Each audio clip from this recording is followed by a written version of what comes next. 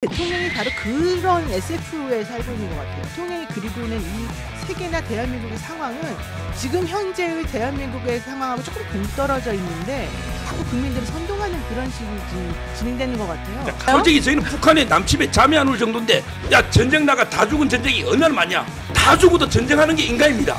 이걸 막아야 되는데 힘으로 너무 태평. 그러면 그 방국가 세력이 누군지 알려달라고요. 가짜뉴스를 선동하는 거 오히려 대통령 아니에요 지금? 저분도 딱 윤석열 정부 비슷해요. 자기 객관화가 안 돼요. 답변하지 않을 것 같으면 왜 저 자리에 앉아있냐고. 그거 하기 싫으면 그 개업을 하시거나 다시 판사로 가세요. 저 사람... 한없이 가벼운 정치 토크쇼 장르만 여의도 8월 20일 화요일 순서 시작하겠습니다. 반갑습니다. 정프로고요. 저희가 이제 시작 전에 어차피 이제 오늘 출연하신 분들이 다 유튜브를 하시다 보니까 저희에게 이런저런 조언들을 많이 주십니다. 과연 우리가 서로 조언을 주고받을 만한 그런 채널들의 그런 상황들인지 한번 좀 고민을 해보면서 뭐 좋은 아이디어 있으면 많이 좀 교환을 하도록 하겠습니다. 자, 그럼 오늘 함께해 주실 유튜버 분들 소개해드리도록 하죠. 유튜브 구독 1위 서정욱 변호사님 어서 오십시오. 예, 안녕하세요. 네, 몇 만이시죠? 저는 이제 38만 4천. 아유, 부럽습니다. 아유, 부럽습니다. 38만. 자, 그리고 다음이 아마 노영희 변호사님? 네, 안녕하세요. 노영입니다. 저는 네. 6만 3천. 6만 3천. 많이 네. 구독, 좋아요 눌러주세요. 고맙습니다. 자, 좀 물어보지 마세요.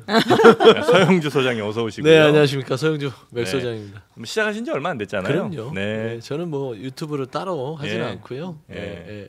근데 뭘 개설해놨습니다. 그렇게 아신다고 저희한테 이렇게 이런저런 조언들을 주셨을까요? 아니, 제가 전문이 또 이제 이 선거 홍보 네. 뭐 이런 것 쪽에 전문이다 홍보 보니. 쪽에 또 전문이니까. 원래 제 머리 못 깎아도 남의 머리 잘 깎는. 우리는 어떻게 하면 한 30만 금방 갈 수 있을까요? 제 생각에는 네. 그 100만 유튜버를 끌고 다니는 분들을 네네네. 고정으로 출연시키세요. 100만 유튜버들을 누가 있나요? 누가 있을까요? 100만 유튜버. 김어준. 김어준, 유시민, 손석희 뭐 이런 분들을 좀 데려다가 고정으로 출연시키면 네. 굉장히 늘어요. 그렇게 하면 된다. 네. 여기도 있는데. 왜. 좋은 방법. 좋은 방법. 저도 지금 하고 있는 게. 자, 알겠습니다. 하여튼 많은 분들이 좀 좋아요 눌러주시고 구독 좀 눌러주시면 저희가 많은 좀 힘이 되지 않을까 싶고요. 그 어려운 일을 계속해서 해나가고 있는 우리 최은경 기자. 네, 안녕하십니까. 반갑습니다. 네, 최은경 기자 팬도 굉장히 많습니다. 네. 아마 여기 계신 분들 가운데는 개인 팬으로 따지면 결코 뒤지지 않죠? 아, 그럼요. 네. 아니, 이렇게 다들 아니, 공부를 이렇게 열심히 하시고 전부 다 유튜버가 됐어. 결과적으로는 모두의 꿈이 유튜버가 됐습니다. 그렇습니다. 자, 그러면 오늘 본격적인 뉴스와 논평을 시작하기에 앞서서 요즘 뭐 정봉주 전 후보, 최고위원 후보가 이제 6.15 낭만 이후에 김재원 국민의힘 최고위원이 스카우트 제의를 했습니까?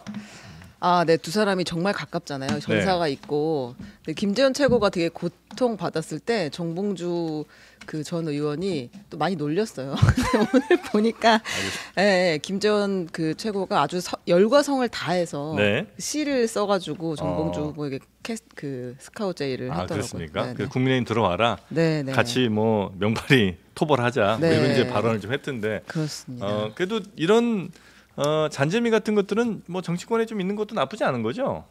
네, 그렇죠. 네. 지금 다른 일 하시는데 서정욱 변호사님 무슨 일을 그렇게 아침부터 많이 하고 계십니까? 자료를 좀 검색합니다. 김재원.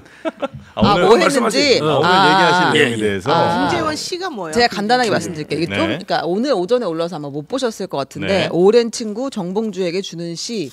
그래가지고 진짜 실제 시조처럼 썼어요. 노봉우 정봉주 시 출마 전회 초전승 공세 개녀 패전석 쭉 있는데 정말 정성대로 썼거든요. 한시죠, 한시. 네, 한시 썼는데 네. 내용을 대충 얘기를 해보면 그 전당대회 출마해서 초기엔 승리를 구가하더니 개딸을 공격해 패전하고 말았으니 슬프고 슬프도다.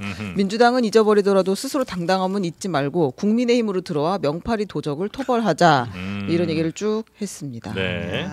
뭐 진정성이 담겼다기보다는 약간 이제 희화화하는 한 거죠. 60% 정도는 조롱이라고 봐야 조롱이라고 되겠죠. 그렇죠. 네. 그러니까 정봉주 전 의원 같은 경우는 이번에 굉장히 그 충격이 컸을 거예요.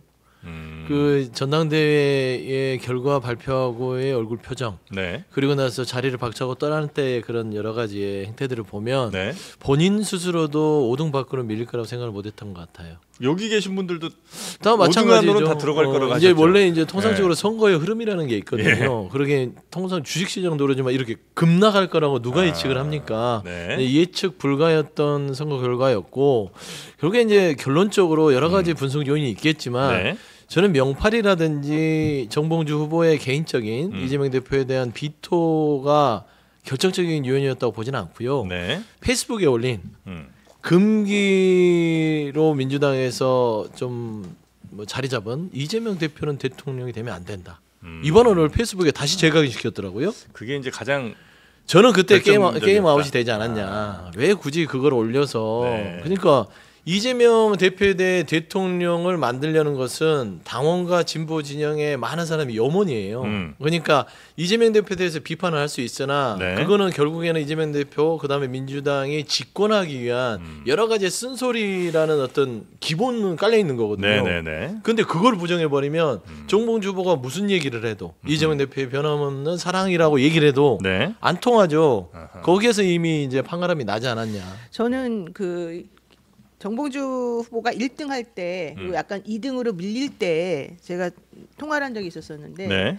그때는 되게 자신감이 많이 넘쳐 흐르시더라고요, 그분이. 예, 근데 그 이후에 이제 박원석 전 의원이 네. 이렇게 이제 해놓고 그 이후에 수습하는 과정이 완전히 엉망이었잖아요. 네. 근데 이제 그걸 보면서 아 저분이 되게 자만심이 많구나. 되게 이제 이 상황에 대해서 정말로 당원 중심으로 생각하지 않는구나 이런 네. 생각을 했어요. 그래서 네. 본인 나름대로는 뭐 레드팀이라고 스스로를 자평할지는 모르겠지만 그렇게 할 수 있는 지금 분위기가 아닌데 좀 애매하다 이렇게 생각했거든요. 오판을 좀 한 것 같고요. 그랬는데 네. 이제 서울대첩에서 네. 17일 날 6위를 한 거예요. 아, 서울 대첩이라고 하는군요. 네, 저희가 서울대첩이라고 그래서 그 네. 전은 경기대첩이었고. 네. 근데 서울대첩에서 6위를 했는데 누적으로는 그래도 3위를 했고 누적에서 2등인 김병주 후보하고 차이가 별로 없었어요. 네. 그래서 6위는 해서 정말 또 놀랍지만 그럼에도 불구하고 또 3위였고 2위랑 차이가 없는 3위여서 그래도 이분이 살아남을 수 있을까 생각했는데 그날 제가 노영희 TV를 했어요. 네. 집에서. 그랬는데 그때 한 8천 명 정도가 동대비 들어와가지고 계속 정봉주 후보 얘기를 막 사람들이 이제 비난하는 말을 했고 그날 김준혁 의원하고 제가 인터뷰를 했는데 네. 김준혁 의원이 그러는 거예요. 오늘 당신들이 분위기를 못 봐서 그렇지 내일 떨어진다. 5위도 안 된다. 김준혁 의원이 딱 그렇게 말을 하는 거예요. 굉장히 분위기가 심각했고. 네, 엄청 심각했다는 거예요. 그러니까 네. 우리들이 모르는 이 내부적으로 그 현장에 있던 사람들이나 당원들이 생각하는 어려움이 너무 많았다는 건데 그거를 정봉주 후보가 캐치하지 못했다. 네. 너무 오만했다. 결국 이제 이거인 것 같습니다. 뭐 저는 정봉주가 이제 떨어진 게요. 네. 한 단어로 정리하면 이제 그 총구의 방향을 잘못 겨눈 거예요. 처음에는 이제 총구를 외부 쪽으로 겨눌 때는 열광했어요. 네. 그때는 1등 달렸단 말이에요. 네. 윤석열 탄핵하겠다. 네. 근데 갑자기 총구 방향을 내부로 돌리더라고요. 이게 뭐 의도된 게 아니고 네. 그날 JTBC 기자들하고 그 반몸에 실현해가지고 네. 수습하는 과정에 정보 보고 네. 수습하는 과정에 왜 더 자꾸 세게 나가서 JTBC 기자들이라 그래 그냥. 수습. 그게 이제 그 명팔이 이야기 놓으면서 총구를 내부로 바꾸니까 네. 극격이 몰락했다. 네. 이렇게 보이고요. 그다음에 두 번째 김재원 최고위원이 뭐 영이 맞아 이거 말도 안 되는 거고. 제가 항상 하는 말이 그 아까 찾아본 그건데 네. 옛날에 그 이사 있잖아 진시황 때 네.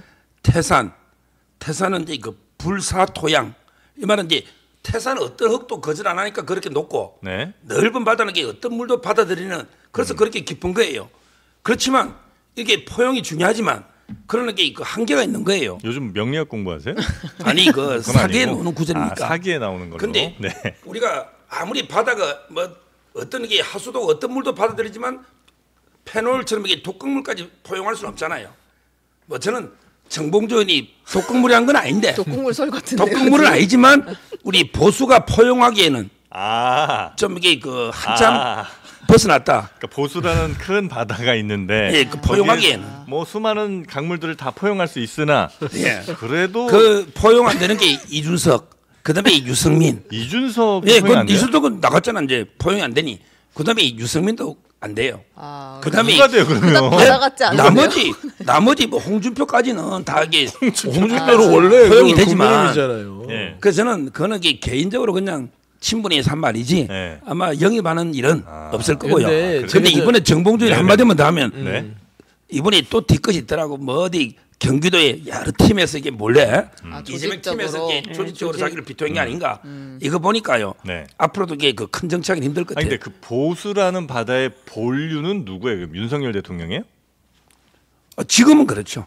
보수라는 이제 바다가 이승만, 박정희 대통령부터 쭉 흘러온 바다인데 네.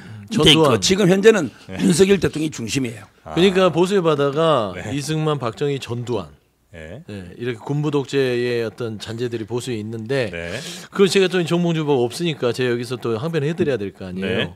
갈 생각 없어요. 아, 뭐 그렇겠죠. 그렇겠죠. 아니, 그러니까 뭐 보수의 바다에 뭐 네, 무슨 그렇죠. 독극물이라고까지 표현할 필요도 없고 그냥 김재원 이제 최고가 본인 또 한번 이제 시적으로 한번 좀 여기에다 숟가락 얹으려고 정봉주 후보를 희화시키는 건데 네. 본인도 그런 일 많이 당했잖아요. 예전에 5.18 망언하고 나서 그래서 뭐 민주당으로 와서 같이 하자. 뭐 이렇게 조롱했으면 좋겠습니까? 네, 네, 그런 네. 거는 지금 아픔이 있는 정봉주 후보한테 할 얘기는 아니다. 근데 저는 네. 그 서정호 변호사 말 중에 하나는 잘못됐다고 생각하는 게 하나요? 하나가 아닐 텐데요. 우선 윤석열 대통령이 보수의 본류라고 말하는 건 틀립니다. 네. 그분이 언제부터 보수의 본류였는지 내가 일단 기억할 수도 없을 정도지만 네. 지난번에 윤석열 대통령이 그 경남 전 지사 네. 그 김경수 복권 시켜줄 지사? 때 네, 네. 예, 난리 났었습니다. 아 보수에서 네, 보수에서 난리 났었어요. 아. 나가라. 도대체 당신 여기서 하고 싶은 게 정확히 뭐냐. 근데 예. 그 전에도 그런 일이 있을 때마다 윤 대통령은 보수도 아닌데 들어와가지고는 우리 당을 망친다. 뭐 이런 얘기도 하면서 엄청나게 내부적으로도 갈등이 많았었잖아요. 네. 왜 보수의 본류라고 그러는 거예요? 진보에 오해하는 거 아니에요? 저는 진보의 도야. 윤석열 대통령이 보수를 망치는 것까지 용인하겠으나 네. 나라를 망치는 건 도저히 아, 지켜볼 수가 없어요. 그렇게 생각하고 있는 중인데 여기서 보수의 본류라 그러니까 도대체가 약간 좀 무슨 말하고 이상하셨구나. 싶은지. 아니 근데 뭐 저는 뭐 다른 건 다 뭐 그럴 수도 있겠다, 그런 일이 생길 수도 있겠다 하는데 정봉주 전 후보가 이제 그 박원석 전 의원과의 뭐 통화 뭐 혹은 뭐 전화 내용 같은 걸 뭐 얘기도 좋아 뭐 이 정도까지 이제 호기롭게 간 것까지는 뭐 그럴 수 캐릭터상 있겠지 그럴 뭐. 수도 있는데 그 다음에 이제 기자회견 그리고 이제 페이스북 올린 거에서 본인이 약간 좀 사과하고 내 본 뜻은 그게 아니다. 진위가 좀 왜곡됐다. 혹은 뭐 이재명 대통령의 뭐 이걸 내가 바란다. 이런 것들을 이제 잘 했으면 사실 처음에 그렇게 했어요. 그렇죠. 다 그러면 처음에 정리가 그렇게 되겠죠. 했다니까요. 그러니까 네. 박원석 전 의원이 그 부분을 얘기하면서 좀 파장이 있을 때 네. 그 사실은 맞으나 진위가 좀 왜곡됐다고 얘기를 했어요. 네. 그리고 나서 경기도 대첩을 하고 나서 이 정도의 파장이 내가 감당할 수 정도가 아닌가 하다가 감당하겠는데 하고 기자회견을 잡은 거예요. 네. 기자회견을 잡으면서 그 청구가 이재명 대표를 향한 게 아니라 그 옆에서 호가위하는 명파리들을 향한 거다. 진짜 이재명 대표를 대통령을 만들 수 있는 사람은 나같이 진정성 있는 사람이고 옆에 있는 명파리들은 아니다. 라면서 이제 전당대회 용으로 전략을 구사했단 말입니다. 승부수를. 네. 거기까지 좋아요. 네. 그러면은 5등 안에는 들 수 있는 흐름이었는데 정말 서울 대첩을 며칠 남겨놓지 않고 페이스북에 이재명 그 당시 다시 박원석 전 의원의 그때의 그 이 얘기를 다시 소환해서 네. 내가 이재명 대표 대통령 되면 안 된다고 했다. 그 얘기 사실이다. 했다. 네. 그걸 다시 인증을 한 거예요. 그거 왜 했냐는 거예요. 그게 패착이라니까요. 왜 했냐고. 그게 뭐냐면 자신감. 오만함이라니까, 오만함. 오만함과 자신감이 결국에 뭐냐면 본인은 이게 솔직함을 통해서 본인이 여러 가지를 거짓말하지 않겠다. 그렇기 네. 때문에 내가 이재명 대표에 향한 여러 가지의 변함없는 애정도 사실이다라는 것들을 자기의 어떤 진정성을 보여주려는 어떤 행위였던 것 같은데 네. 저는 이게 결국에는 나락으로 떨어뜨리는 네. 가장 중요한 포인트였다. 결국에는 정봉주 후보가 화가 났던 지점이 딱 하나가 있긴 있어요. 예. 제가 알기로는 그 말하는 그 명팔이라고 불리우는 그 이재명 대표랑 아주 친하다고 주장되는 그 사람들 때문에 자기가 사실은 졌다고 생각을 하고 있고 그분들이 자기를 끌어내리려고 혹은 당선되지 못하게 하려고 한다 이 소리를 들은 거예요 이분이. 그래서 사실 이제 거기에 대해서 전면전. 나 전면전 정면 승부한다 이런 마음가짐으로 움직였는데 결국은 완패를 하게 된 거죠. 그러니까 분위기나 네. 상황을 전혀 이해를 대신 그 못한 거죠. 전면전에 나설 때는 내가 그래도 될 수 있다는 네, 그렇죠. 생각을 한 네, 거겠죠. 자신감을 가지는 거죠. 근데 그 정봉주 이분이 이제 그 수박으로 일어났다가 개딸로 망했잖아요. 처음에 이 수박바는 원조인데 그걸로 좀 떴어요. 네. 그다음에 이 개딸한테 찍혀가 망했는데 네. 뭐 저는 한마디로 이제 이거 말 때문에 망한 거죠. 정치인이요. 이 말이 엄청나게 중요해야 됩니다. 네. 말이 화의 근원이고 네. 결국은 이제 그 혀라는 거는 자기 몸을 베는 칼이거든요. 따라서 저는 이번에 말 때문에 아마 몰락했는데 네. 뭐 그거는 뭐 본인이 자업자득이고 앞으로 이제 그 또 뒤끝이 계속 있더라고요. 이재명 대표 계속 이게 저격해요. 그 이래서는 이게 저는 큰 정치로 재기는 어렵고 아마 앞으로 유튜브 정도 하면서 네. 계속 이제 그 반 이재명 세력에 그래서 이제 그 뒤에 네. 좀 비판하는 요런 이제 정치 정도밖에 못한다. 자, 이 이재명 시점에서- 대표가 있는 이상 이렇게 네, 보이고요. 네. 그다음에 조금 전에 그 김경수 지사 사면한 게 보수 반대라 했는데 그거는 좀 해명해야 될 게 네. 한동훈 대표를 지지하는 이제 그 분들은 사면을 이렇게 복권을 상당히 반대한 건 맞죠. 그렇지만 윤석열 대통령을 강하게 지지하는 보수층들은요. 네. 복권은 전략적으로 이게 이해를 합니다. 보세요. 김경수 복권 하나로 우리 우파 28명을 구해냈잖아요. 같이 그래도 이게 별로 비난 안 받잖아요. 1대 28이니까. 장사를 잘했지. 장사를 그다음에 잘했지. 두 번째 김경수 진짜 돌아오면요. 네. 돌아오면 이게 그 결국 이재명 대표하고요. 네. 엄청나게 아마 갈등 싸울 겁니다. 뭐 22일 날 만나봐도 네. 어차피 이게 문재인 세력과 이재명 세력은 물과 기름이에요. 네. 이거 절대 화합 안 됩니다. 아, 그래요? 절대 안 됩니다. 아마 이게 김경수 지사 오면요. 또 이게 엄청나게 민주당에 내분이 일날 겁니다. 그러니까 지금 되게 그 방향성이 정확하지 않습니까? 서정욱 변호사가 원하는 방향이 네. 무엇인지. 근데 전 여기서 박원석 의원을 좀 주목을 했으면 좋겠어요. 네. 박원석 의원은 우리 그때 방송도 같이 하고 그랬었었는데 네. 왜 이랬대요? 박원석 전 의원이. 예. 근데 그것도 참 사실 이해는 잘 안 돼요. 제가 이게 몇 번 통화하고 제가 네. 수요일마다 방송 같이 하잖아요. 예. YTN 라디오에 네. 그래서 물어봤더니 뭐 정봉주 후보가 말해도 된다 이 말을 한 그러니까 적은 그 얘기는- 없고요. 네. 그건 아니고 그냥 이게 뉘앙스상 뭐 해도 되는 것처럼 자기가 느껴가지고 이제 그 김태현 쇼에 가서 한 거고요. 뭐 정봉주 후보가 이게 해라 다른데 이런 거 아닌 거고. 더더군다나 그러면 그렇게까지 그분이 뭐 정치를 하루 이틀 한 것도 아니고 방송 한두 번 나온 사람도 아닌데 그렇게 해가지고 결국은 정봉주 죽이는 길로 가는 게 뻔짠데 그거를 왜 해요? 근데 더 그 위에 사태를 키우고 있잖아요. 명팔이 척결하겠다고. 음. 박원석 전 의원이 말한 것까지 선에서 이제 그 끝냈으면 되는데 명팔이를 이게 엄청나게 키워버렸잖아요. 네네네. 그것은 이제 패착이 온 거죠. 정봉주 전 의원은 그러면 유튜브하고 그다음에 이재명 대표에 대한 비판 입장을 견지하면서 아니지. 이재명 대표에 대한 비판을 하지는 않죠. 아, 그렇게 안 이재명 한다? 대표 주변에 있는 사람들을 경계하라는 얘기를 하는 거고 네. 본인은 다시 되돌아오려고 지금 전초전 깔고 있어요. 왜냐하면 또 돌아가요? 예, 요번에 그 네. 전당대회 끝나고 난 다음에 최고위원 안 됐지만 자기를 안 찍어준 사람에 대해서도 다 수용하겠다 이렇게 얘기를 했고요. 좀 품 넓은 사람처럼 또 수습을 좀 했어요. 그 돌아갈 방법은 뭐가 있어요? 이제 좀 기다려 보세요. 이제 왜냐하면 그분이 또 이제 자기가 나름대로 이 정치계에서 내가 포인트를 잘 잡는다고 생각해요. 틈이 있으면 그 틈을 찾아서 공격한다고 생각하고 지금 사람들이 나에 대해서 배척하는 마음이 있는 거는 사실이었으나 네. 그것이 오래 가지는 않을 거다라고 생각해요. 알겠습니다. 네. 자, 하여튼 뭐 정봉주 전 후보에 네, 대해서는 요 네. 정도 하고 너무 많은 이야기를 한 것 예, 같습니다. 이렇게 오래 끌 건 아니었는데. 네. 자, 그러면 이제 본격적인 오늘 뉴스들을 한번 가볼까요? 네. 반국가 세력이 곳곳에서 암약하고 있습니다. 네, 스스로 돌아볼 일입니다. 네, 다 예. 돌아보시기 바라고요. 대통령이 어제 그 한반도 방어 훈련인 한미 연합 훈련 을지 자유의 방패 연습. 을지 자유의 방패 연습? 네, 이 연습을 맞아서 을지 국무회의가 열렸고 네. 대통령도 참석해서 입장을 밝혔는데요. 대통령이 어떤 말을 했는지 먼저 들어보겠습니다. 네. 우리 사회 내부에는 자유민주주의 체제를 위협하는 반국가 세력들이 곳곳에서 암약하고 있습니다. 북한은 개전 초기부터 이들을 동원하여 폭력과 여론몰이 그리고 선전선동으로 국민적 혼란을 가중하고 국론 분열을 꾀할 것입니다. 네, 반국가 세력들이 우리 사회 곳곳에서 암약하고 있고 만약에 유사시에는 북한이 이들을 동원해서 폭력 사태 그리고 여론몰이 선전선동을 해서 국민적 혼란을 가중시킬 거다. 이런 반국가 세력이 지금 있다는 거죠? 예. 네. 예, 지금 신나셨습니다. 네. 제가 이제 거의 그 지령받고 온 수준이에요. 지금. 맹자를 설렙니다. 보면요. 네. 전 세계 동서와 고금이 어느 나라도 망했잖아요. 예, 예. 안 망한 나라는 없죠. 예. 모든 망한 나라의 공통점이 하나 있습니다. 뭐죠? 그게 맹자의 노입니다. 예. 바로 이제 그 반국가 세력에서 내부에서 먼저 무너지고 그 다음에 외침에서 무너집니다. 모든 나라가 예, 그는 이게 동서고금의 불변의 진리예요. 내부가 단단하면 절대 안 망합니다. 내부에서 먼저 분열되고 네. 내부에서 이게 싸우다가 반국가 세력이 막 하다가 나중에 외침으로 망하지. 그건 맹자의 그 노입니다. 예.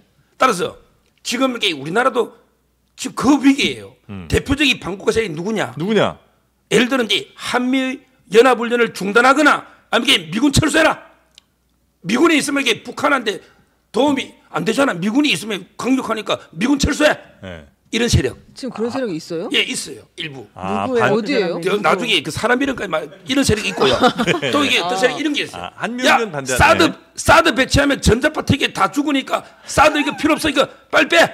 이런 세력이 있어요. 네. 지금 그다음에 그런 세력이 있어요? 우리 한미일 동맹이 가장 중요한 건 한미일 가치 동맹인데 예. 거기에 일본이 가끔 김일성이 항상 한 말이 일본하고 잘라내야 된다. 예. 일본하고 우리를 분열시켜야 된다. 예. 그러니까 이제 일본에 처리수 마시면 기형아다 태어나니까 일본하고 싸워야 돼. 예. 이렇게 반일 감정을 선동한 세력이 있어요. 예. 이런 게 다 반국가 세력입니다. 아. 이런 세력들이 네. 준동하면요. 네. 나라가 이게 분열돼요. 분열되면 이게 우리 안보가 위험합니다. 윤석열 대통령은 이런 게 가짜뉴스 혹시 무민으로 네. 우리 국론을 분열시키는 세력, 네. 이 반국가 세력 바로를 우리가 이게 막아야 된다. 이거죠. 야당이네요? 아니 지금 이게 뭐, 아니, 그렇죠. 뭐 이재명 조국까지는 아니고요. 민주당, 야당, 그 진보 쪽. 네. 진보당이나 이석기 옛날 통진당처럼 더 있어요. 이제 서정우 변호사님 얘기한 게 이게 윤석열 대통령의 생각 같아요. 아, 예, 그러니까 뭐- 윤석열 대통령의 네. 반국가 세력은 네. 이런 세력이면 뭐냐면 사드 때 그 반대 많이 하셨잖아요. 그렇죠. 그죠? 예. 이제 쉽게 생각하면 네. 그러니까 이 윤석열 정부에 대해서 비판적 시각 가진 국민들 예. 넓게 봐서는 거기에 대해서 좀 집약돼서 국민들의 그런 반대 입장을 예치는 야당의 민주당 그리고 이 패널로 나와서 윤석열 정부에 대한 실기 무능 독선을 비판하는 서영주 같은 패널들 그러니까 아니면은 비판적인 언론 시간을 갖고 있는 언론사들 네. 이게 반국가 세력이에요. 저는 이제 반국가 세력이 예를 들어 남북의 분단 속에서 북한을 반국가 세력이 지칭하는 건 괜찮아요. 예. 그럴 수 있다. 예. 그래서 북한의 반국가 세력 자체가 대한민국에 암하고 있기 때문에 어떤 반공 정신을 높이 사서 을집년이니까 예. 이렇게 얘기하는 건 좋으나 예. 윤석열 대통령 저 취임하고 나서 이 반국가 세력 입버릇처럼 얘기해요. 그리고 지식에 좀 한계가 있는 것 같아요. 매번 하는 게 반국가 세력을 척결하자. 네. 거기에다 한 걸음 더 나가서 날 더워 죽겠는데 네. 국민들한테 항전 의지를 왜 강요를 하고 있어요. 먹고 살기도 팍팍한데. 그래서 저는 이런 우리 부분 삶이 전쟁입니다. 매일 삶이 전쟁이지만 진짜. 저는 지금 이념 전쟁하고 이거를 뗄래야 뗄 수 없는 것이고 네. 지금 현재 뉴라이트 사관들을 지금 뭐 우리 대한민국의 역사에 주입시키려는 이런 시도와 반국가 세력에 대한 국민들의 항전을 요구하는 것들이 저는 같이 연결돼 있다고 봐요. 그리고 반국가 세력 저는 윤석열 대통령 주변과 네. 대통령께서도 스스로 거울봤으면 좋겠다. 반국가 세력이 북한도 있지만 결국에는 국가를 위태롭게 하는 세력이 반국가 세력입니다. 그렇겠죠. 그러니까 보세요. 헌법을 파기하는 것들이 과연 국민이 주어진 권력 자체를 사적으로 활용하거나 그리고 본인을 위해서 이 법률적 가치를 활용하는 사람은 반국가 세력이에요. 자유민주 체제를 위협하는 거, 민심을 거스리고 민심에 대항해서 국민들을 피곤하게 하는 세력이 자유민주주의 체계를 무너뜨린 세력이죠. 네. 누가 하고 있죠? 저는 그런 의미에서 본인 스스로 누가 침뱉기 아니냐. 아, 윤석열 대통령이 반국가 세력이다. 그럼요. 그래서 저는 이렇게 국민한테 항전하라고 하는 거 보면 네. 국민들을 한번 붙어보자. 아. 본인이 제 생각에는 가장 국민들이 생각하는 네. 자유민주주의를 파괴하는 지금 중심에 서 있지 않냐라고 저는 우리가 생각합니다. 지금 SF 영화 같은 거를 보게 되면은요. 예. 그 현 상황하고 조금 현 상황을 기본으로 하긴 하는데 조금 다른 세계가 항상 이렇게 전제로 깔리고 네. 그 세계 속에서 서로 대립하고 가상의 그 공격 대상을 상대로 해가지고 네. 공격하고 막 우리 나라를 지켜야 돼 이러면서 막 결사의지를 불태우는 그런 주인공들이 항상 나오거든요. 네. 저는 대통령이 바로 그런 SF에 살고 있는 것 같아요.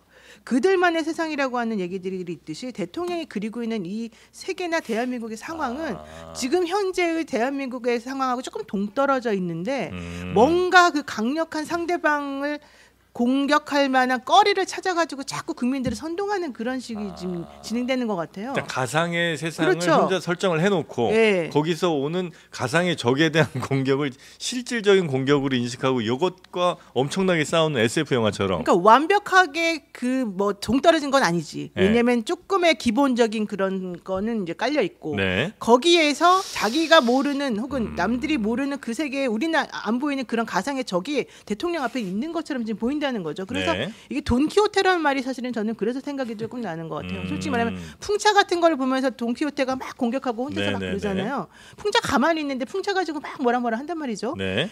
이 지금 대통령이 하는 것도 보면은 반국가 세력이라고 하는 걸 옛날부터 계속 말하고 있는데 이게 본인들이 내부적으로 조금 힘들 때마다 갑자기 등장하는 인물이 반국가 세력이고 그럼 반국가 세력이 누구냐 물어보면 대답은 절대 안 하고 그러면서 그 반국가 세력들을 어떻게 해야 되느냐 그러면은 맨날 때려 부셔야 되는 그런 적으로 규정을 하거든요. 네네네. 이게 그러니까 진중권 교수도 대통령이 구구 환타지에 빠져 있다 이런 얘기를 지금 그래서 하는 거예요. 아니, 우리 서정욱 변호사님한테 하나 좀 궁금한 게 예를 들면 아까 이제 열거해주신 그런 뭐 예를 들어 사드니 아니면 뭐 오염수 혹은 뭐 처리수라고 말씀하신 그것들에 대해서 위험성을 뭐 아주 과학적이진 않더라도 더 강조하거나 또 과장할 수도 있잖아요. 근데 그게 어쩌면 뭐 국정을 운영하는 데 있어서 효율성을 좀 떨어뜨릴 수는 있으나 그런 여러 과정들이 결국은 우리나라의 그 민주주의 체제를 더 공고히 만드는 뭐 그런 것일 거 아니. 민주주의가 아주 효율적인 건 아닐 테니까. 근데 그런 것들을 아예 반국가 세력으로 규정을 해버리면 다른 목소리들이 설 자리가 너무 없어지진 않습니까? 예를 들어 이제 뭐 예. 위험성을 경고하거나 예. 아니면 이제 인간 이상 조금 이렇게 과장까지는 할 수 있다 봐요. 네. 근데 그게 아니고 어떤 의도를 가지고 아니 그냥 혹세무민하는 가짜 뉴스를 의도를 가지고 하는 사람이 있어요. 본인이 볼 때 이 사드라는 게 네. 뭐 우리나라만 있는 것도 아니고 이게 대충 전자파나 이런 거 알잖아요. 과학 보면. 네네네. 근데 마치 이게 사드가 배치되면 사람이 전자파에 튀기 가지고 되는 것처럼 이게 누가 막 가발을 쓰고 춤춤이 떠드는 이런 게 을빠진 어인도 있었잖아요. 네. 이 사람들에게 알아요. 네. 해롭지 않다는 걸.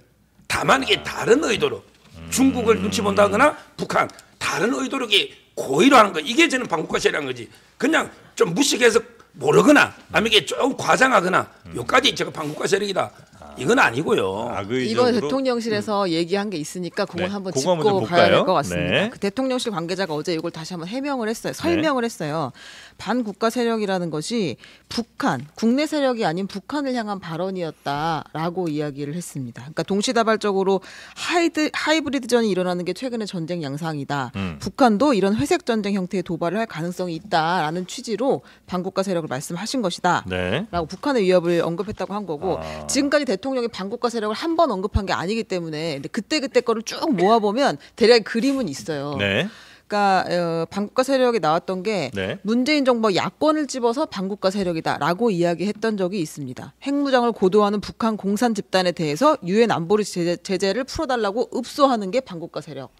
이라고 말한 적이 있었고 네. 그 다음에 이제 그 허위 조작 선전 선동으로 자유민주주의를 위협하는 것이 반국가 세력.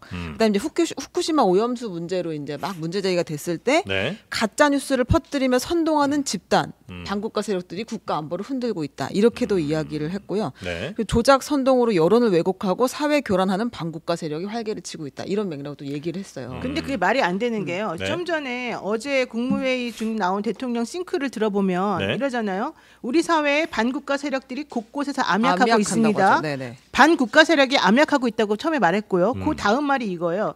북한은 개전 초기부터 이들을 동원하여 폭력과 여론몰이 어쩌고저쩌고 합니다. 네. 그러니까 이들을 동원하라고 하는 말을 한 거예요. 그럼 여기서 말하는 북한이 이들을 동원했다라고 하는 것은 북한이 그럼 북한을 동원했단 말이 되는데 지금 설명하게 되면 말이 안 맞는 거잖아요. 그러니까 여기서 말하는 이 반국가 세력은 대통령의 입에서 나온 말은 북한하고 별개의 제3세력을 말하는 거예요. 그 제3세력이 대한민국 곳곳에 숨어 있으면서 북한하고 손을 잡고 지금 대한민국의 자유민주주의를 위협하고 있다. 이 주장이거든요. 네. 근데 지금 대통령실에서 해명이라고 내놓은 게 우리는 그 말이 바로 반국가 세력은 북한을 말하는 거에 따르면 말이 안 맞는 거예요. 앞뒤가 하나도. 그러니까 이렇게 말도 안 되는 소리를 계속해서 한다니까요. 그러니까 막 근데 네, 북한과 손잡고 뭐 하는 이런 사람들까지 한번 얘기하는 것 같긴 그 하고요. 재판받고 있는 간첩단 사건이 몇 건입니까? 청주 간첩단부터 뭐 제주도 지금 이게 재판 중에 있는 간첩단 사건이 몇 건이냐고요. 이게 다 반국가 세력 아닙니까? 몇 건 안 우리 돼요. 자세가 잡힌 것만. 자기만 한 두 건 잡힌 될 것만. 거예요. 네. 저는 그렇잖아요. 간첩이면 우리요. 베트남이 왜 망했습니까? 베트남이요? 대통령 후보들이 당했다고요? 간첩이었어요. 베트남에서 베트남 문제가 옛날에 힘들어요. 베트남이 그 북하고 남이 있을 때 네. 우리 그 남쪽에 네네네. 그때 그 대선 후보가 간첩이었다니까 미군이 그렇게 물량을 아유. 주고 왜 베트콩이 그 망했습니까 나라가? 아니, 옛날에 독일의 빌리 브란트 수상이 네. 보좌관도 간첩이었습니다. 우리 손자병법의 가장 큰 전법이 용간 간첩을 이용하는 거예요. 아유. 이렇게 나라를 지금 이게 대위기입니다. 나라가 지금 세계 도처의 전쟁이잖아요. 그래서- 그런데 가장 아니, 호전적인 잠깐만요. 집단이 북한이에요. 유성 간첩 이 조작 위기에 사건 몰라요? 솔직히 저희는 북한의 남침에 잠이 안 올 정도인데 네. 지금 잠이 이게 안 와. 이렇게 안전하게 저는 아. 태평으로 잠 잘 자시잖아요. 아니요 우리가 우리나라가요. 아, 너무 안보 아니, 불감증이다. 제발, 우리나라가 이게 예. 900개 이상 역사상 침략이 없은 적이 한 번도 없잖아요. 예. 근데 지금은 그래. 야 전쟁 나면 다 죽는데 왜 전쟁하냐? 그저 그랬죠. 야 전쟁 나가 다 죽은 전쟁이 얼마나 많냐? 독일의 30년 전쟁도 인구 3분의 1이 죽었고 예. 2차 대전 때 독일이 570만이 죽었어요. 예? 다 죽어도 전쟁하는 게 인간입니다. 아. 그럼 이게 우리가 북한하고 우리가 지금 다 죽어도 북한에 김정은이 전쟁한다니까요. 이걸 막아야 되는데 힘으로 너무 태평 이거보다 대통령이 반국가제를 훈련 안 하는 게 연합 군대가 이게 군대입니까? 훈련을 종이 위해서 합니까? 아니, 그 아니 질문- 훈련하자는 게 뭐가 잘못됐냐고. 오늘 왜 아니 이렇게 잠깐만 여기서 너무 이게 흥분하지 마시고 아니. 제가 봐서는 지금 대통령이 이게 벌써 서정욱 변호사님을 흥부시키잖아요. 네. 이렇게 민생보다는 본인이 민생이나 이런 거에 자신이 없으니까 이념으로 넘어가는 거거든요. 아하. 실력이 없어요. 근데 이 이념 전쟁이라는 게 얼마나 이게 이 말하자면 대통령 입장에서는 꽃놀이패예요. 왜냐하면 이렇게 분열시키거든요. 네. 예를 들어 전쟁을 좋아하는 나라가 어디 있고 민족이 어디 있겠습니까? 말한 대로 문재인 정부는 전쟁을 일으키지 않기 위해서 방식을 달리했던 거예요. 북한이라는 나라가 통제 불가능하지만 대화를 통해서 최소한 한반도의 전쟁을 일으키지 않도록 하자라는 것이고 윤석열 정부는 뭡니까? 힘으로 눌러서 전쟁을 막겠다는 네. 건데 그렇게 지금 현재까지는 전쟁 위기를 저는 종식시켰다고 보지는 않아요. 그리고 저는 우려스러운 게 암약하고 있다고 그랬어요. 네. 반국가 세력이. 네. 암약하고 있다. 했다도 아니라. 그러면 본인의 눈에는 보인다는 소리 아닙니까? 보고를 받았는지 모르겠으나 그러면 잡아들이세요. 수사를 하고 행정부 어떨까요? 대통령이고 그 정도 권한이 없습니까? 반국가 세력이 눈에 보이고 암약하고 있고 북한은 끊임없이 이들을 이용해서 사회를 선동하고 조작하면 잡아들이면 되잖아요. 숨어 있으니까 잘 못 잡죠. 아니죠. 아니죠. 저는 암약하고 있다는 것은 이미 그 실체를 알고 있다는 것이고 네. 잡아들이고 싶으나 자유민주주의 체제에서 헌법 체제에서는 잡아들일 수 없어요. 왜냐?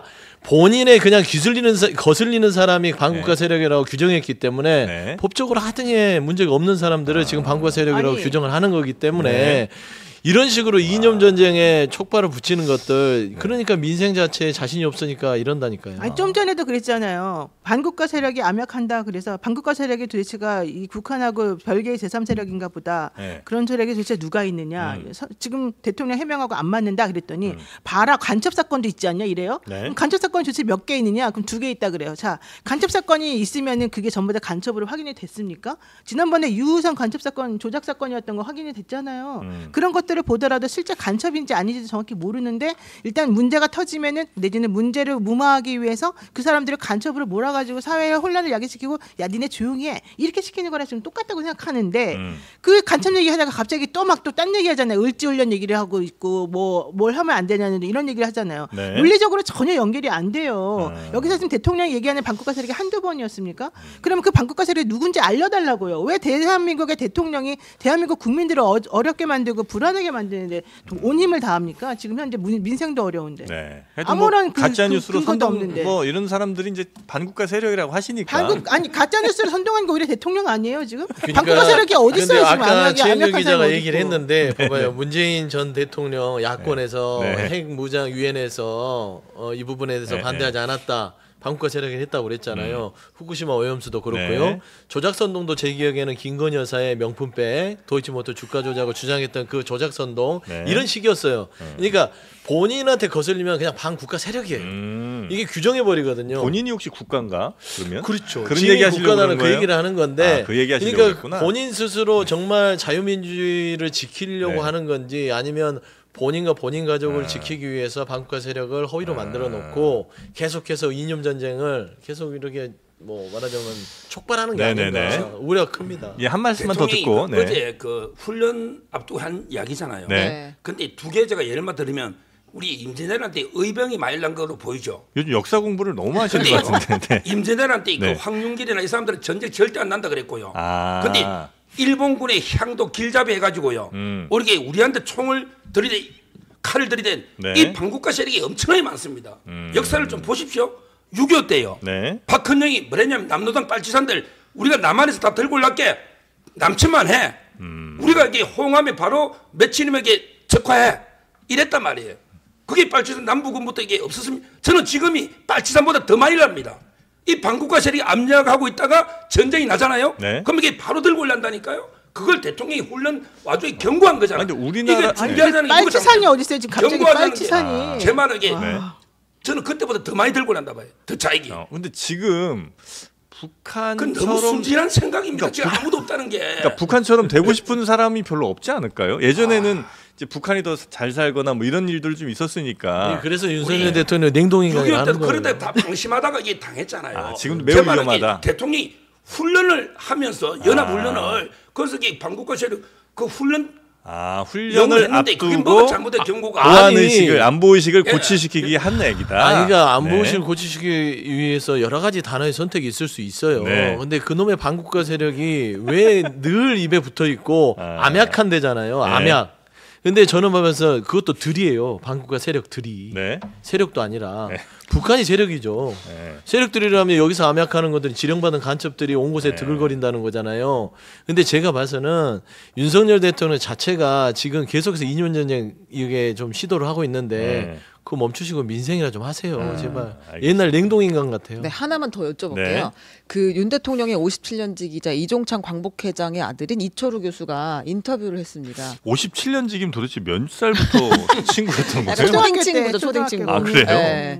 근데 이제 대통령 주위에서 이상한 역사 의식을 부추기는 사람이 있는 것 아니냐라는 우려를 내놨어요. 왜냐면 정치 입문할 때 이 이철우 교수가 많이 도와줬는데 네. 그때까지만 해도 윤석열 대통령이 이런 이야기를 하지는 않았다라는 취지거든요. 그리고 최근에 이제 광복절 건축사 관련해서 입장을 또 밝히면서 윤석열 대통령이 일제의 식민 지배가 불법이고 무효다라는 대한민국의 일관된 기조를 분명하게 밝히면 이런 류의 논란은 없어지지 않겠느냐라고 이야기를 했어요. 근데 이제 사실은 광복절 관련한 논란이 이제 광복절 경축사 관련 논란이 얼마 지나지 않았는데 오늘 네. 서정욱 변호사님이 이제 정말 제가 봤을 때 너무 놀라울 정도로 논점을 많이 끌고 가셔가지고 지금 이 반국가 세력이 북한에 지금 남침을 우려하는 이야기라고 하시니까 약간 멀리 간 거 아닌가 지금 그런 생각이 들거든요. 우리가 논의하고 있었던 건 사실 요 문제죠. 그 뉴라이트와 이제 광복절 경축사. 하여튼 대통령이 친일 처음에는 논란. 조금 중요한 건 일본의 마음. 네. 이런 논란이었는데. 이념적으로 치우치지 않았었는데 네. 대통령 한 2년 지나면서 점점 더 주변에 좀 이상한 사람들이 역사의식을 좀 주입하고 있는 거 아니냐. 곡해하고 있는 것 같다. 이런 그런 얘기를 취지인 했다는 것 거죠. 같아요. 이철우 교수가 아무리 그래 피는 물보다 진해도 이게 아버지 편을 이렇게 드는 거는 저는 부적절하다 보이고요. 이거 아버지 편 드는 거다. 아. 그리고요. 네. 솔직히 말하면 이제 그 이종찬 광복회장이 작년에 참석했잖아요. 네. 1년 사이에 정부가 크게 바뀐 게 없어요. 아니 독립기념관장 임명이 그러니까 지금 계기가 된 거잖아요. 독립기념관장 임명 하나를 이게 이종찬 회장이 미는 분이 떨어지고 이분이 됐는데 그 심사위원들이 다 점수를 분야별 매겼잖아요. 네. 근데 이종찬 회장 점수도 이상해요. 같은 뉴라이트인데 어떤 분은 아주 고득점을 주고 어떤 분은 이게 김영석 관장은 또 50몇 점을 주놨더라고요. 점수 기준도. 네. 제 말은 이게 본인이 미는 분이 떨어질 때서 이게 목리 부리면 안 되고 그거랑 여기서 그렇게- 이제 노는 게 정부가 건국제를 추진한데 저는요 건국제를 48년 추진했으면 좋겠어요. 근데 안 하잖아 윤석열 대통령이 오히려. 네. 윤석열 대통령이 1년 동안 건국제를 기념을 이렇게 추진한 게 없어요. 네. 근데 그걸 가지고 불참을 해가 반쪽으로 뭐 반쪽은 아니지만 10분의 1쪽 내버린 거예요. 뭐 저는 10대 9라고 보지만 네. 따라서 이제 그 이종찬 광복회장이 저는 개인적인 이게 그 좀 욕심 독립기념관장 같은 것들. 선임이 그 섭섭함 이게 이런 식으로 판을 키운 거다 이렇게 보이고요. 네. 윤석열 정권은 이제 그 전체를 이게 과정으로 봐요. 1919년에 건국이 시작이 되고 48년에 대한민국의 일부 절반이 이루어졌고 그다음에 자유민주 통일이 될 때 완전하게 건국이 된다. 전체가 이렇게 하나의 과정, 아직 건국의 과정에 있다 미완성 이렇게 보는 게 윤석열 정권의 공식 입장입니다. 네. 이번에 기념사회처럼. 네. 따라서 이게 뭐 48년 건국제를 추진하고 뭐 어쩌고 저쩌고 이거는 이게 좀 가짜뉴스. 그러면 서정훈 변호사님한테 좀 질문이 있어요. 네. 이승만 대통령 존경하세요? 아주 존경. 부정하세요? 아주 존경. 국부라고 생각하시죠? 예. 그러니까 이승만 대통령도요. 네. 1919년을 건국일로 얘기를 했어요. 그리고 48년을 재건했다고 합니다. 그렇죠. 그게 이승만 대통령의 제헌 헌법에 나와 있어요. 더 법을 공부하셨으니까 알겠지만 네. 제헌 헌법에 이승만 대통령께서도 19년 우리 임시정부가 결국에는 국가를 수립한 것이고 네. 당시에 국제사회에도 이승만 대통령이 사인한 문건을 보냅니다. 임시정부를 대한민국 정부로 인정해달라. 네. 그렇기 때문에 이런 부분은 이승만 대통령 존경한다면 더 이상 왈가왈부할 일도 아니에요.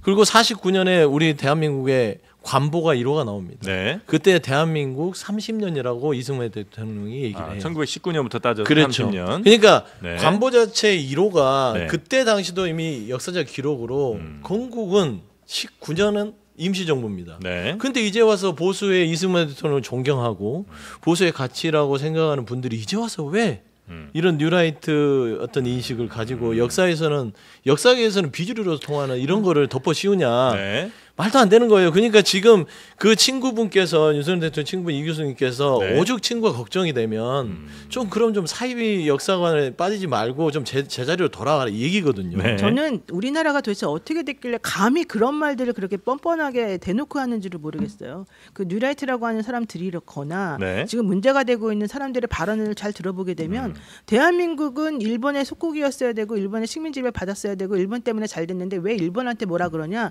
이게 기본적인 가치관이거든요. 그런 말로 어떻게 대한민국에서 사람들에게 그렇게 그냥 대놓고 그 말이 맞다는 듯이 다른 사람은 그걸 모르는 게 이해가 안 된다는 듯이 그렇게 함부로 할 수 있냐는 거예요. 그런 말을 용인할 수 있게 한, 혹은 그런 말을 함부로 할 수 있게 만든 이 지금 사회가 이게 정상이냐는 거예요. 제가 말씀드리고 싶은 거는 어떻게 감히, 정말 어떻게 감히 그런 말을 그렇게 아무렇지도 않게 하고 네. 그런 말 한 사람들이 무슨 중요한 기관장 자리에 딱 앉아놓고 대통령이 그 사람을 앉혀놔서 이 사람 안 됩니다라고 말해도 아무런 그 영향력 없이 내가 임명한다는데 니네가 뭐야, 이런 식의 태도를 어떻게 할 수 있냐는 거예요. 도대체 지금 현재 대한민국이 어떻게 가고 있길래 이런 행태가 나오냐고요. 네. 아주 정말 걱정이 좀 이해가 안 많으시고. 됩니다, 진짜. 이거 좀 화가 나는 문제예요. 네. 이건 말이 안 되는 아니 거죠. 김문수 고용노무 장관도 이게 19년은 뻔뻔할 수가 있어요. 건국이 아니다. 네. 48년이 맞다 주장하고 김진태 강원지사도 그러고 있고. 그냥 곳곳에 징후가 보이고 네. 특히나 독립기념 김영석 이 독립기념관장은 그냥 일본 국적이었다 그러잖아요. 19년도부터 45년까지. 그러니까. 사실상 그런 걸 인정하는 순간 대한민국의 임시정부의 건국을 부정하는 거예요. 그래서 이게 보수의 가치가 그래도 제대로 주장하면 인정이 되겠으나 네. 오락가락해요. 이승만 대통령 존중하고 존경한다면서 이승만 대통령이 인정한 건국을 왜 부정하죠? 홍준표 시장도 네. 이 관련해서 한마디 했죠. 네, 부질없는 논쟁은 이제 그만했으면 합니다라고 네. 페이스북에 올렸습니다. 우리 네. 헌법이 상해 임시정부를 대한민국 법통으로 삼고 있다. 건국은 1919년 4월 11일이 자명하다라고 이야기를 했고요. 네. 48년 8월 15일을 정부 수립일로 하는 게 맞겠죠라고 썼습니다. 시간이 너무 많이 갔어요. 그러네요. 어머. 할 게 많은데 한동훈 대표랑 이재명 대표가 네, 이번 주 일요일에 만납니까? 만납니다. 네. 무슨 이야기를 할까요? 뭐 축하한다고 일단 하겠죠. 아니. 건강 그래도 얘기. 이제 격의 네. 없이, 그러니까 의제 없이 만나가지고 이야기를 아. 하기로 했으니까 여야 대표가 어떤 지구당 얘기하고 뭐 이런 거 의제가 좀 있지 않았을까요? 네, 서로 이야기를 한 건 있는데 네. 이제 그건 좀 좁혀가지고 일요일날 네. 뭔가 성과를 내겠다라는 게 지금의 목표인 것 같아요. 근데 어떻게 될는지는 만나봐야겠죠. 이게 28일날 본회의가 잡혀 있어요. 네. 그러니까 25일날 만나면 28일날 본회의에 되도록이면 여야가 합의한 민생법안을 처리하는 모습을 한번 해보자. 네네. 이런 논의들은 생산적으로 합의가 가능할 것 같아요. 왜냐면 여야 정책위장끼리 미리 만난 부분이 있기 때문에 네. 저는 이 부분을 이제 상수로 두고, 첫 번째는 한동훈 대표는 이제 금투세 관련된 부분이랑 네. 기본적으로 이제 채병 특검에 대한 어떤 답을 하나는 얻고 하나는 피하고 해야겠죠. 이재명 대표 입장에서는 금투세 부분은 좀 유예 방향으로 가기 때문에 그거는 피하고 네. 채병 특검은 좀 얻어야 될 상황이 있고 25만 원 지원금은 선별이냐 전면적으로 하느냐 이 부분에 있어서는 합의점이 이루어진다면 그건 관전 포인트일 것 같아요. 근데 두 분이 서로 이해관계가 딱 맞아떨어진 만남이다. 왜냐하면 한동훈 대표 자체는 지금 윤석열 대통령과 차별화를 해야 되는 상황이고 네. 국민의힘이 윤석열 정부 들어서 처음으로 자율적 판단한 겁니다.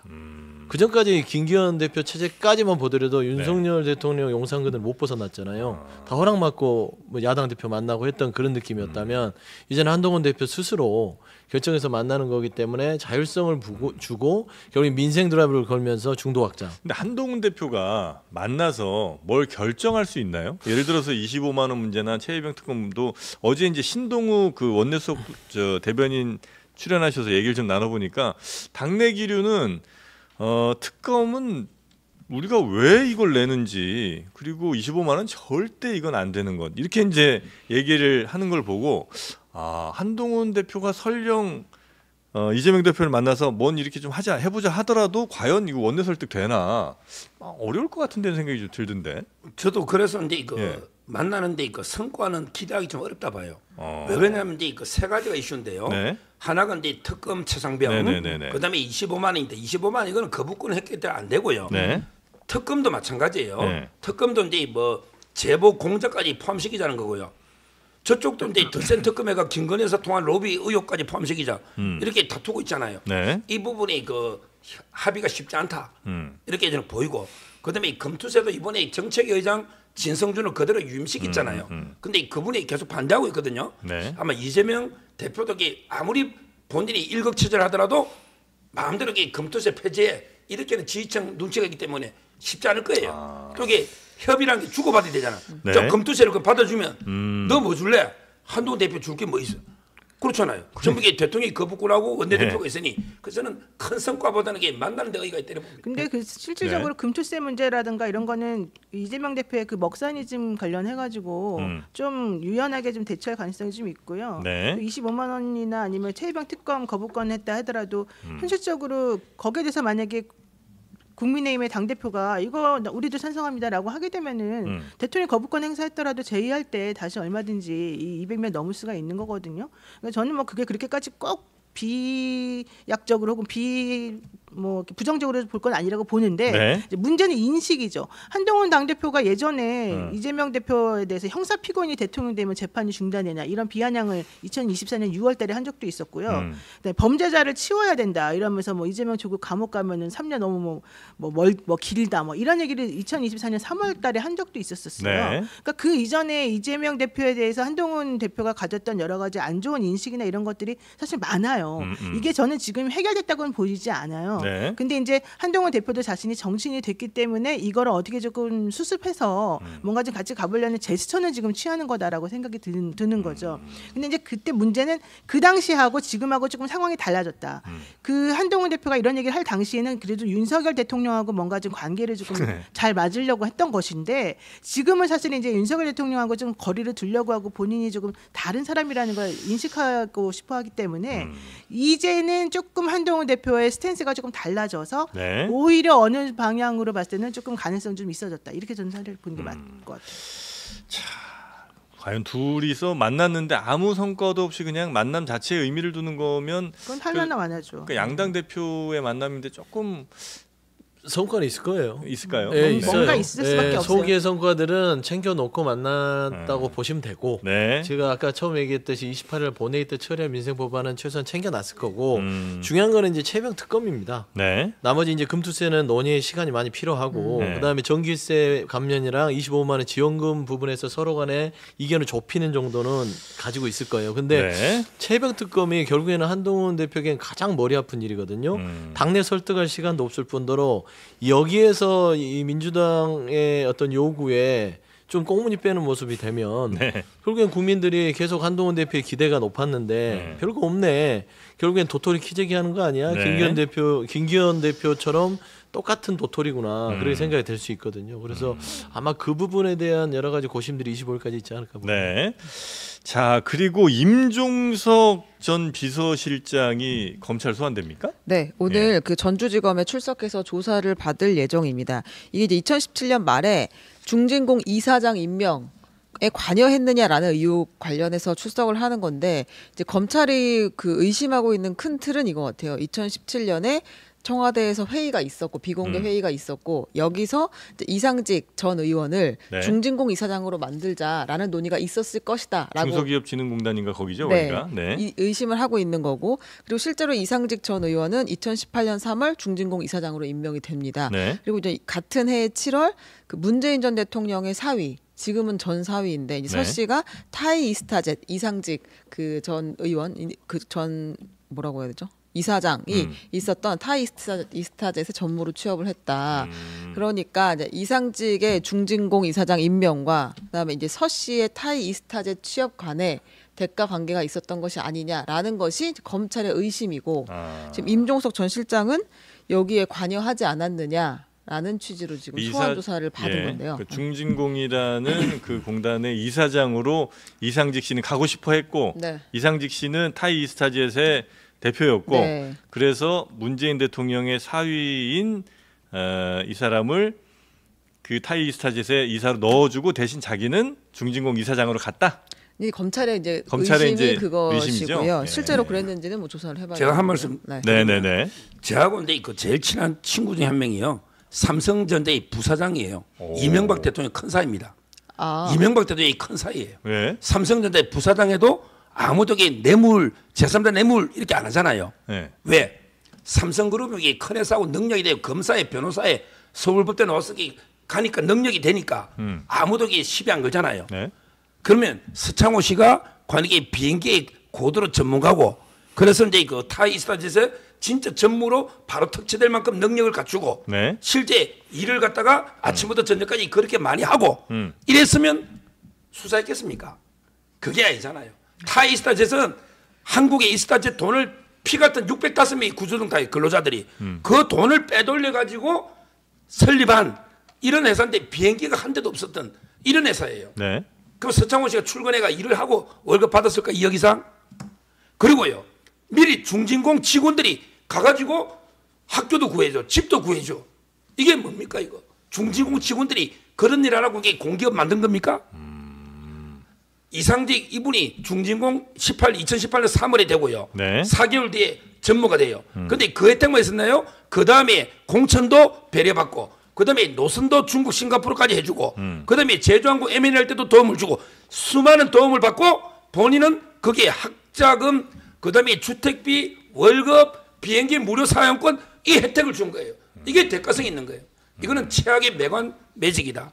이게 지금 4년 동안 캐비넷에 있다가 작년에 이창수 전주지검장이 꺼내서 네. 수사를 다 했고 그다음에 최근에 이제 문재인 김정숙 여사 계좌까지 영장은 1월달 놓지만 계좌를 추적 중에 있고 네. 그다음에 참고인으로 임종석 실장을 불렀는데 네. 아마 이게 들어갈 때는 참고인 나올 때는 피해자가 되지 않을까. 그 인과관계가 확실히 확인이 된 겁니까? 아니면 그냥 본인의 지금 뇌피셜입니까? 지금까지 말씀하신 네, 게 네. 그냥 뭐 여러 상황들 아마 영장들이 앞서 나왔죠. 열거를 해주신 것 그냥 같고. 이제 정황적인 증거들을 네. 가지고 얘기를 지금 하는 거잖아요. 네. 여기서 이번에 핵심은 이상직이 중진공 이사장이 되는 거 하고 실제 그 이스타 항공의 그 사위가 뭐 전무라고 하는 고위직으로 간 것하고 간에 대가성이 있냐 없냐 여부 아니에요? 네. 그 사람이 대학을 어디 나왔다, 뭐 그 사람이 전공이 뭐였다 이거보다는 네. 또 내지는 이명박 사위가 뭐 검사 출신이고 변호사 출신이어서 그 부사장 갔다 이거하고는 전혀 무관한 얘기잖아요. 그러니까 요점은 그 대가성 있는 서로 간에 딜이 있었는지 주고받고가 되었었는지 그거에 대한 확인이 지금 아직 안 됐다는 거 아닙니까? 됐어요, 안 됐어요? 대가성이요? 그건 그게 뭐 없으면 그거 확인이 안 영장이 됐잖아요. 떨어집니까? 아이가 확인이 안 없어요, 돼. 영장이. 그럼 뭐 영장이 나온 거니까 전부 다 그게 저 아니, 그 나중에 상당한 확인이 의심이 됩니까? 있다는 거죠. 아니죠. 영장이 검찰은 나온 거 검찰은 상당한 그렇게 보고 이게 있다는 지금 거고. 이제 예, 그런 상당한 식으로 의심이 있다. 그런 식으로 캐비넷에 들어 있는 거를 4년 동안 가지고 있던 걸 갑자기 작년에 끄집어내 가지고 한 이유가 정확히 뭡니까? 이 타이밍에. 아, 그게 뭔가 그 좀 타이밍이 정치적 거기 의도가 있는 거 왜 아니냐? 끊어졌어요? 네. 그 문홍성 검사장이나 네. 그다음에 문성희 검사장이 예. 제 동기지만 그거 다 캐비넷에 문재인 정권 때 캐비넷 연합 거기서 임종석 전 비서실장이 여기서 역할이 뭡니까 정확히? 임종석 전 비서실장을 왜 불렀습니까? 비서실장이 그거는요. 네. 중요한 게 중진공 이사장은 공모 절차를 거쳐야 됩니다. 네. 중요한 자리잖아요. 네. 근데 미리 내정을 해놓고 짜고 친 고스톱이야. 아니, 미리 그러니까. 내정을 해놓고 네. 인사위원회가 있잖아요. 네. 거기에 비서실장이 있고 조국 수석 들어갑니다. 그것도 조국 뇌피셜이잖아요. 수석이- 뇌피셜이잖아요. 아니, 그럼 뇌피셜 아니고 그 팩트 기사가 나 있습니다. 그게 뭐 미리 그것도 내정을 확인되지는 해놨어요. 않았고요. 아니 그러니까 확인된 게 이 아니라 사건은 워낙 관심이 많으세요. 네. 서정 기사- 변호사. 이거 기사에서도 많이 전해졌다 주장하죠. 알려졌다는데 확신범 제가 같은 말씀을 확신범. 드리면 네. 결국에는 이 서울지검장 이창수 지검장이 어디 있었어요? 전주에 있었죠. 네. 이 이창수 지검장이 뭘 담당했냐면 문재인 대통령에 대한 수사를 담당했습니다. 김정수 여사까지. 네. 결국에는 당시에 서울지검으로 송경호 팀이 날아가면서 이때 시점이 뭐냐면 김건희 여사 명품백 사건, 주가조 사건을 네. 하겠다고 한 시점이에요. 이것만 보면 그냥 문재인 전 대통령의 수사를 2020년에 수사가 고발장이 접수됐던 부분이 네. 4년 전 일을까지 끄집어낸 거잖아요. 네. 그냥 정치용이에요. 맞대응 물타기. 아. 어차피 김건희 여사의 도치모토 주가 조작 명품백 사건 그다음에 최병 특검 피할 수 없기 때문에 전 대통령 흠집 내자. 일단은 잡아놓은 겁니다. 네. 그래서 윤석열 대통령이나 김건희 여사의 수사선상 올라오면 이걸 네. 끄집어내서 계속해서 이거를 이 수사상의 언론상의 물타기용으로 하는 것이고 네.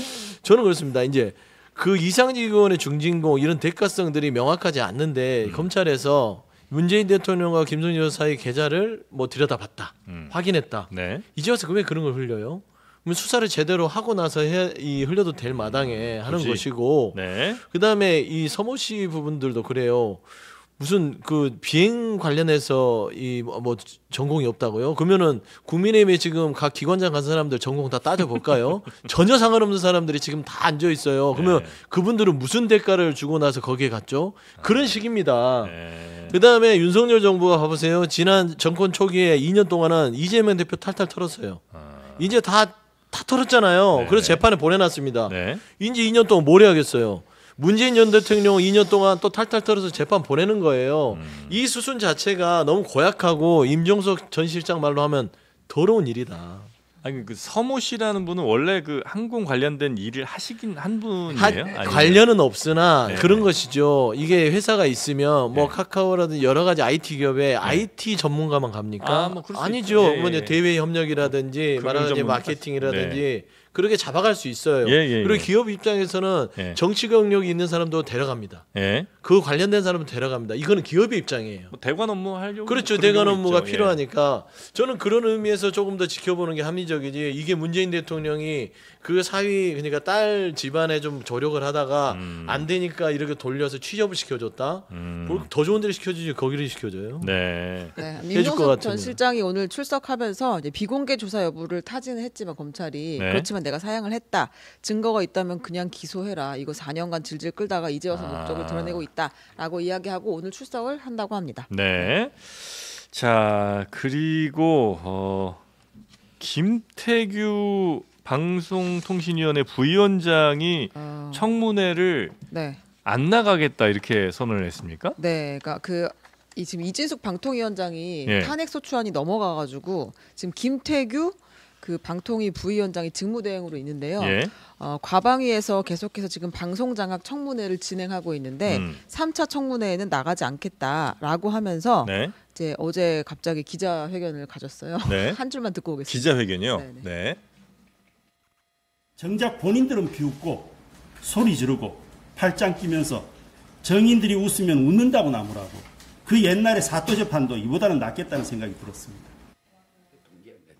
아 그렇습니까? 네, 우리 서정 변호사의 또 연수원 동기 참 연이 많으십니다. 네, 훌륭한 네. 분들이 지금요. 많네요. 네. 지금 저분이 그 미스터 선소리 판사 아닙니까? 네, 판사 출신이죠. 네, 네. 네.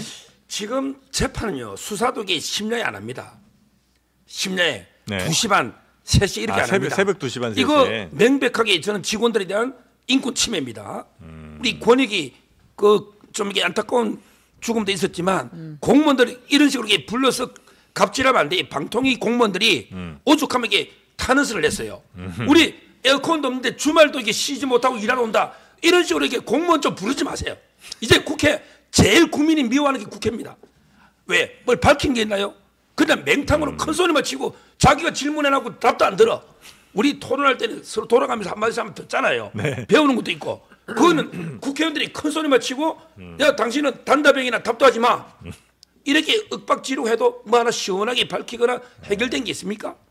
공무원들에게 갑질하고요. 국회의원은 국민의 종입니다.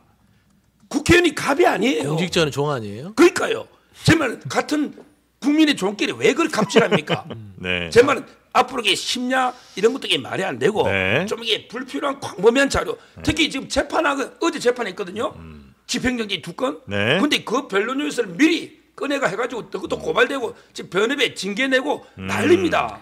이렇게 아유. 불법만 됐지 하나 밝히지 아니, 뭐 그러니까 이게 이거- 김태규 씨가 나와가지고 증언하면서 속기록 있습니까? 그랬더니 있대요. 네. 그러면 속기록에서 좀 내십시오 그랬더니 그거는 뭐 자기가 볼 수 있는 게 아니고 뭐 어쩌고 네. 이상한 소리를 해요. 그럼 거기다 대고 뭐라 그래요? 무슨 광범위한 자료를 요구해요? 아니 그 당시에 박문진 이사라든가 공영방송 이사진은 어떻게 임명했는지 어떻게 뽑았는지 당신들끼리 어떻게 회의했는지 그거 좀 보여달라는데 그게 무슨 광범위한 자료예요? 그거 있다 그래놓고 자기네 뭐 그거를 뭐 볼 권한이 없다는데 뭐 얘기할 권한이 없다는데 그런 말도 안 되는 소리 하고 있지. 게다가 국민의힘 직원, 국민의 의원들이 물어보면 대답을 그냥 하나부터 열까지 다 하면서 나머지 민주당이라든가 조국혁신당이라든가 이런 쪽에서 물어보면 대답 하나도 안 하고 있지.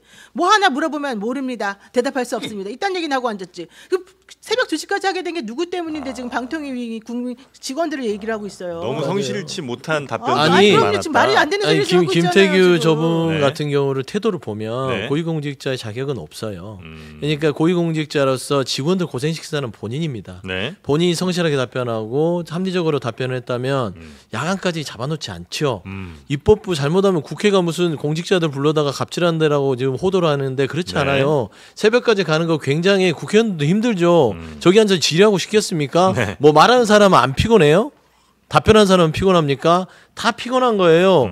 결국에는 정상적인 공직 수행을 못하기 때문에 새벽까지 정말 그 국회의원들 자체도 힘들게 하는 것이고 직원들까지 다 거기서 힘들게 하는 거잖아요. 네. 본인이 문제인 거를 모르는 거 아닙니까? 저분도 딱 윤석열 정하고 비슷해요. 자기 객관화가 안 돼요. 이거 어떻게 풀어야 돼요? 저분은 저 자리에 있으면 안 돼요. 아, 저분이 내려와야 그러니까 돼요? 저런 분을 임명했다는 윤석열 정부가 결국에는 그 수준을 보여주는 것이고 예. 저분 대답하는 거 보세요. 태도부터 팔짱 끼고 앉아서 뭐라고요? 뭐 이렇게 계속 얘기하고 그건 제가 답변하지 않겠습니다. 답변하지 않을 것 같으면 왜 저 자리에 앉아 있냐고요. 저 자리는 그냥 좋은 저기 대우받고 기사 받고 법카 쓰고 그러느라고 있는 게 아니고 네. 성실하게 말하는 대로 국민의 어떤 여러 공복으로서 좀 성실한 답변들을 하라고 있는 거잖아요. 네.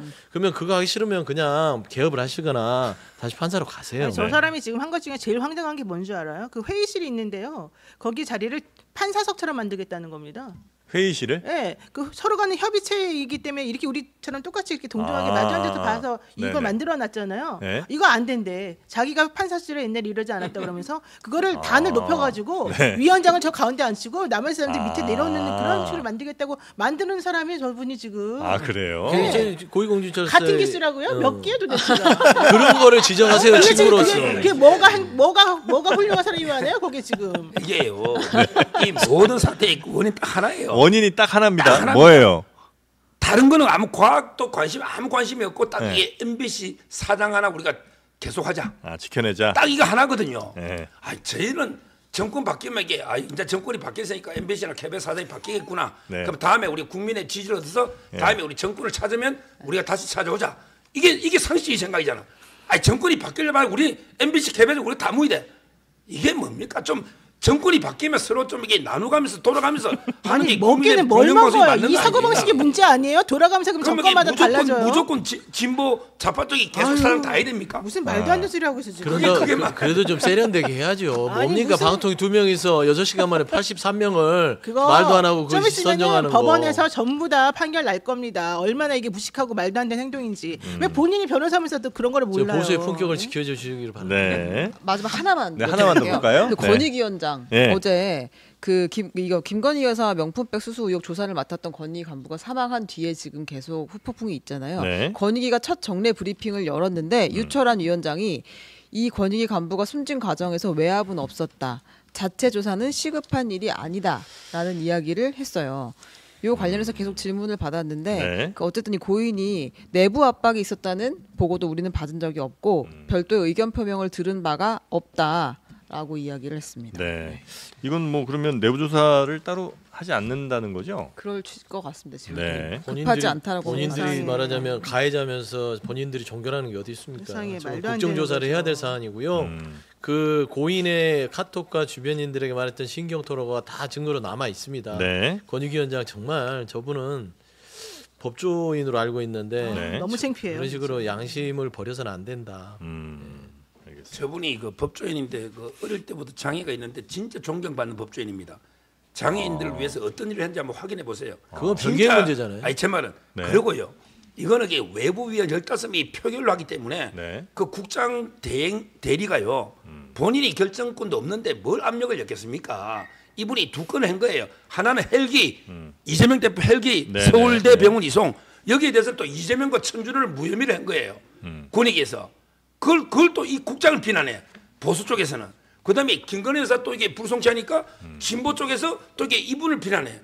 왜 비난합니까? 이분은 아무 잘못이 없는 권한도 없는 분인데. 네. 그러니까 저는 양쪽 다 이게 반성해야 됩니다. 아니 그분이 누구 탓할 일이 아닙니다. 카톡에 이게. 명품백 사건과 관련해서 너무 괴로웠다고 얘기를 하잖아요. 헬기가 헬기 아니라 때문에 비난 많이 받았어요. 헬기 얘기가 안 나왔다니까요. 거의 유서에 비슷한 대화 내용에서 유서에는 그런 내용이 없었다. 유서는 근데 이제 없었지만 맡은 사건이 그 두 개란 말씀이신 거죠? 남 탓하게 돌릴 게 아니고 다 반성해야 됩니다. 모두의 책임 아무의 책임도 아니에요. 그 공무원들은 아무 죄가 없어요. 굳이 하면 한다면 국회가 그것도 이게 청문회 불러가 열몇 시간 괴롭혔잖아요. 당연히 아무 공무원들에게는 권한도 없는 죄가 공무원을. 없죠. 김건희 여사의 명품백이 죄가 있겠죠. 아니 그 국장을 열몇 시간 불러 청문회에서 그렇게 괴롭히면 안 됩니다. 그때 제일 힘들었던 그러니까 거예요. 권익위원장이 말도 안 되는 얘기를 했잖아요. 명품백, 저기 대통령 기록물 네. 이렇게 해서 아무 혐의 없다 해놓고 또 언제 와서는 국회 와서는 그런 적 없다라고 말 바꾸고 그게 그 말하는 존경받는 법조인의 자세입니까? 네. 요 내용은 요 정도 보면 괜찮을까요? 네. 하여튼 양쪽에서 보는 게 이쪽은 한쪽은 권익위에서 내부 스트레스를 너무 많이 준 거 아니냐는 뭐 이런 얘기도 있는 것 같고 이쪽에서는 또 그런 국회라든지 이런 데서 너무 스트레스를 줬다. 뭐 이렇게 이제 주장을 좀 하시는 것 같은데 요건 어쨌든 조사가 조금 더 이루어지겠죠? 아니면 조사할 필요도 없다고 보십니까? 조사는 안 될 것 같아. 이거 뭐 네. 다 내용 아니까. 국회에서 내부에서 다 알고 있습니다. 야당 민주당에서요. 민주당 국정조사 합의다. 국정조사로? 네, 준비하고 있습니다. 네, 지금 특히 알겠습니다. 권익위원장이었던 전현희 의원이 네. 이거 지금 본인이 목숨 걸고 하겠다고 했어요. 자, 그러면 오늘 굉장히 뜨거웠습니다. 네, 특히 이제 서정욱 변호사 오늘 아침 든든히 드셨었던 모양이에요. 목소리가 오늘 굉장히 귀가 그리고 찢어. 귀가 저는 찢어지는 참고로요. 줄 알았어요. 예. 뉴 라이트가 아니고 저는 올드 라이트입니다. 네. 제가 네 가지 있잖아요. 뉴 레프트, 네. 올드 레프트, 네. 뉴 라이트, 아하. 뉴 레프, 올드 올드 라이트. 라이트. 예. 저는 정통 보수. 네. 뉴 라이트가 아니고 올드 라이트고요. 네. 제가 제일 싫어하는 거는 이제 올드 레프트, 수구 좌파들. 아. 오히려 이게 뉴 레프트로 좀 가십시오. 새로운 좌파, 신좌파. 아니 근데 뉴 라이트가 진짜 안 좋은 말이긴 한 거예요. 저는 다들 뉴 난 라이트도 아니라고 나쁘긴 안 얘기하는 거 봐요. 보면. 근데 저는 정통파입니다. 나를 뉴 라이트다 이렇게 얘기하는 사람이 별로 없죠, 없어요. 지금. 올드 올드라이트랑 라이트. 뉴라이트는 차이가 뭐예요? 네? 저는 정통 올드라이트와 좌파고. 뉴라이트가 올드 라이트와 뉴 라이트의 차이? 네, 그게 뭐예요? 정말? 그리고 저는 정통 보수주의고요. 네. 제 좌우명은요. 네. 기존의 제도보다 100배가 모든 면이 낫지 않으면 제도 안 바꾼다. 이게 제 좌우명입니다. 이게 옛날에 신법할 때 송나라 때 왕한석 사마광이 한 말이에요. 오늘 옛날 사람 100배쯤 많이 기존의 나오네요. 제도보다 모든 면에서 100배가 낫지 않으면 절대 기존 제도 안 바꾼다. 진나라가 그래서 망했어요. 다 망한 나라들 얘기만 하는 거야. 망한 나라 얘기만 송나라도 망하고 진나라도 망하고. 어떻게 나온 얘기? 네. 다 망한 사람들이. 이제 여러분보다 100배 더 뛰어난 분들이 게스트로 오지 않으면 저희도 바꾸지 않겠습니다. 네, 정말 훌륭한 분들입니다. 네, 함께해 주셔서 대단히 고맙습니다. 네, 감사합니다. 고맙습니다.